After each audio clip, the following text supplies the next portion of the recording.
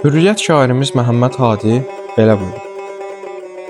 Cahil sənə edərsə cəhulanə bir xitab, mənalı bir sükut ona əla cavabıdır.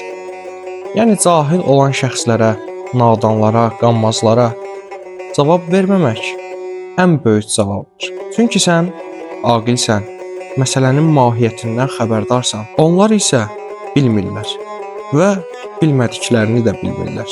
Bildiklərini zənn edirlər. Aqillər insanlara cavab verərək onların səviyyəsinə enməməlidir. Bu beyt bir Quran ayəsinə və Həzrət Əlinin bir kəlamına əsaslanır.